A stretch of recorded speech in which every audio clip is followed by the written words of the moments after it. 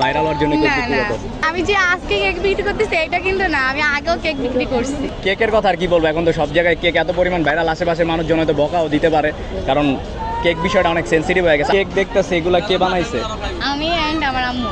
কি কি কেক আছে আমাদেরকে একটু বলেন। আমার সিগনেচার আইটেম হচ্ছে বাটারস্কচ, আজকে বাটারস্কচ দুইটা আনছি আর চকলেট। এটা হচ্ছে আপনার সিগনেচার আইটেম বাটার হ্যাঁ স্কচ। বাটারস্কচ আমার সিগনেচার আইটেম। এটা বাটারস্কচ, এটা চকলেট, এটা বাটারস্কচ। আগে কোথায় কেক বিক্রি করতেন? আগারগাঁও। এখন এখন শহীদ মিনারে আজকে প্রথম আসছি। কয় পিস কেক বিক্রি করছেন এই পর্যন্ত?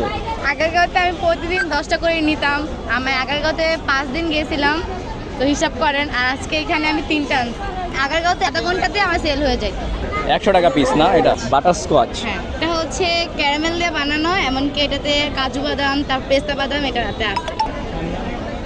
ভালো লাগছে। Thank you so much. Recent বানানো হয়েছে, হয়তো ঘন্টাখানিক হয়েছে হ্যাঁ, বানানো। আসার আগে 1 ঘন্টা আগে বানিয়ে তারপর ফ্রিজে রাখা হয়েছে। আমার নাম হচ্ছে ঈশিতা আক্তার। ভবিষ্যতে কি বড় কোনো দোকান দেওয়ার পরিকল্পনা আছে? অবশ্যই, এত কিছু থাকতে কেকের আইডিয়া আসলো কোথা থেকে? কারণ এটা আমার আম্মু অনেক ভালো বানাতে পারে।